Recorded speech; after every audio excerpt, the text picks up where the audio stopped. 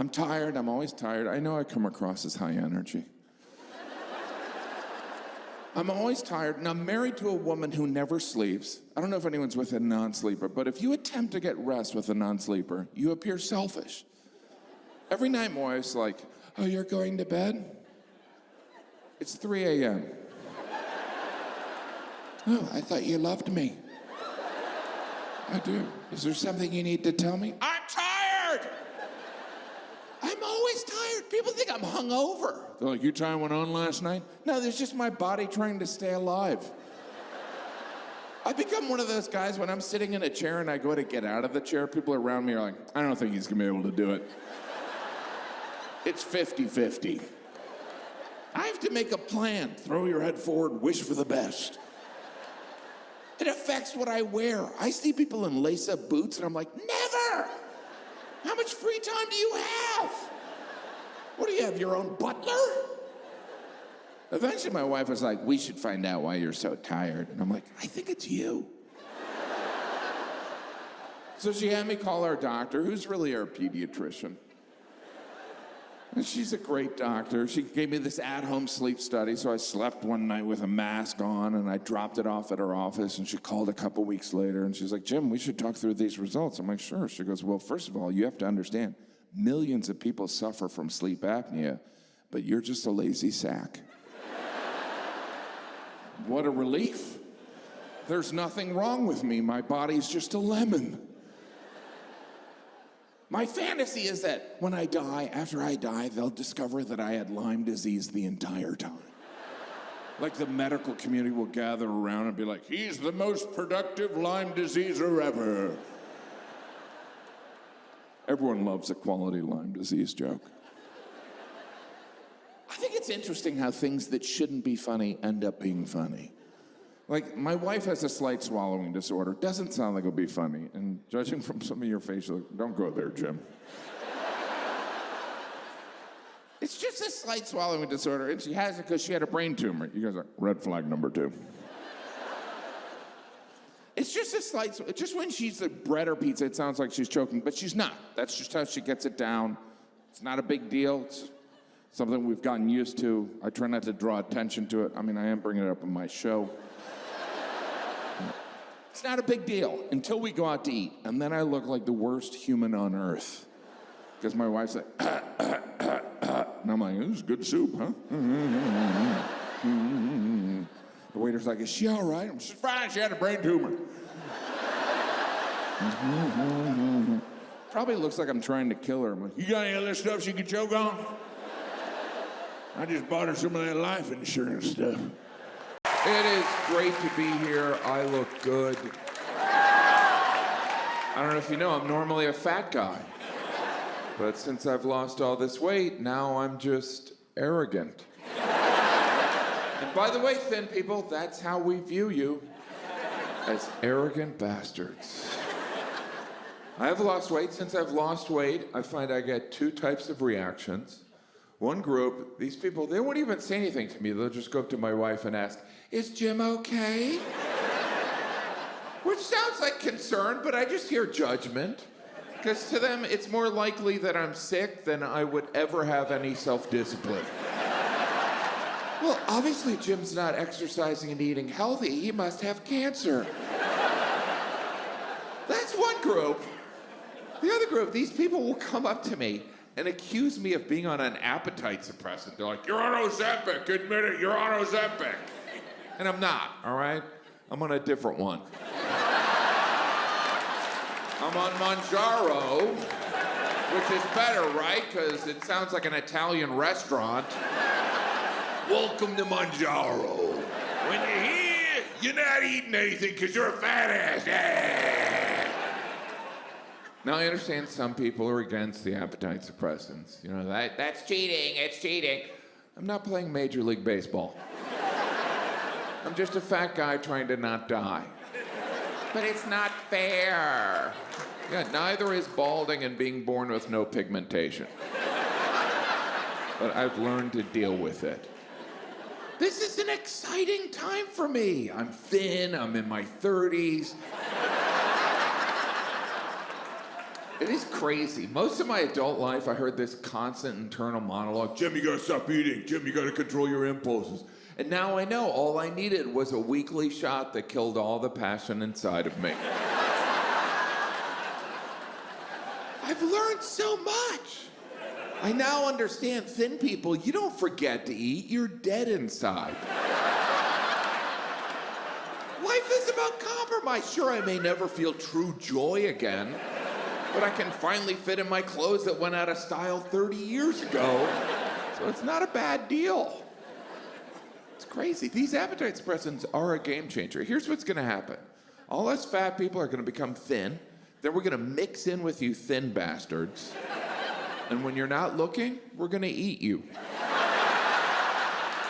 Doesn't matter if we're hungry, we just like to eat. Nom, nom, nom, nom, nom, nom, nom, nom, nom. Spent a couple weeks there. I stayed in this really nice, like, bed and breakfast. The woman that was running it, every morning she would ask me, she was like, "Are you gonna go hiking today?" And all I could think was, wow, this lady knows nothing about me. Hiking not today or ever. I wouldn't hike to escape the Nazis. Like, if I was in that movie Sound of Music and they're like, to avoid the Nazis, head over those mountains, I would have been, mountains? Isn't there a basement I could hide in? I mean, like a finished basement, yeah. One with like a keg and an NFL season pass, you know what I'm talking about? I've been hiking. The first thing you notice when you go hiking is it's a mistake. Oh, we're not walking anywhere in particular. There's nothing at the end of this trail. There's no bar or restaurant. Not even a vending machine. We're just idiots. There's always that moment when you go hiking when you realize, oh no, now we have to walk back. There's no exit through the gift shop. I want to like hiking. It's like horseback riding. You want to like it, and then you get on a horse and you're like, that's right, I'm not a 12-year-old girl. Get me off this poor animal. But hiking is huge. It's huge. There's hiking clothing. There's clothing for walking outside. I thought all clothing was for walking outside. And there's whole parts of the country, the entire Pacific Northwest, everyone's dressed like there could be an impromptu hike at a moment's notice.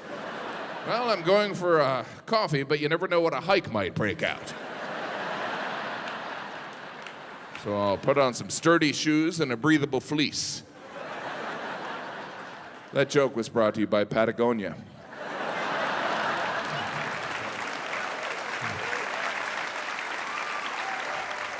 You usually hike with a friend, right? And pretend you're in a Viagra commercial.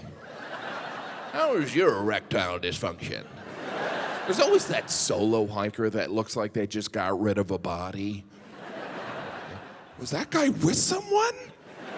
Why is he carrying a garbage bag? Is that Dexter?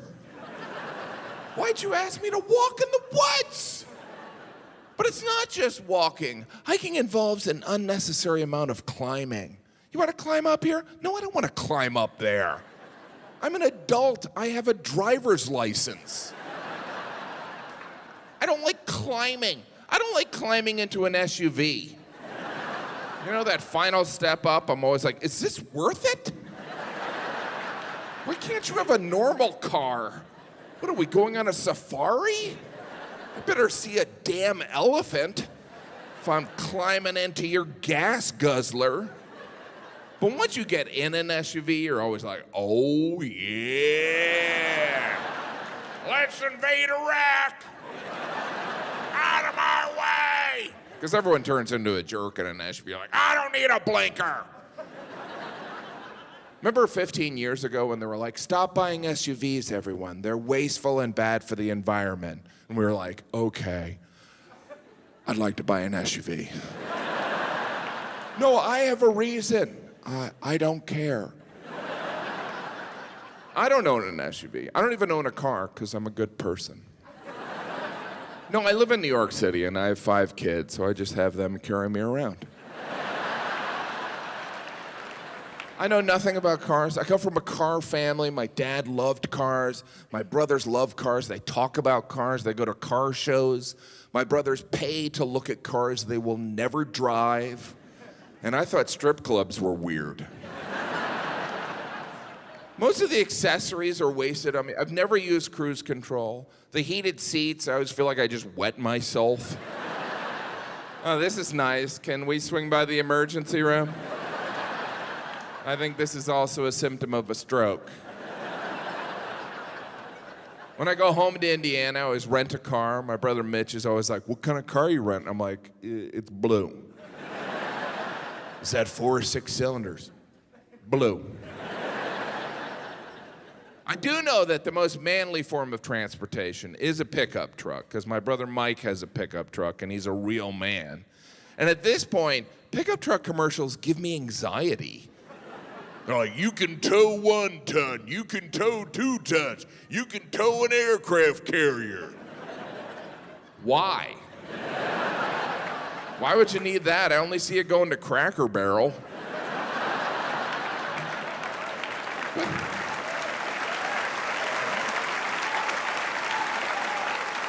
But people that drive pickups, they want to be associated with the work ethic. And based on that, I should drive a bread truck. I was with my brother Mike at a plant nursery, and I was like, hey, if I buy a small tree, can I put it in the back of your truck? And he's like, no, you'll get the bed dirty. And I realized something. Everyone I know who owns a pickup truck is not picking anything up. It's like walking around with a big empty suitcase. Are you going on a trip? No, but I'm the type of guy who would. Ram tough. Ram tough.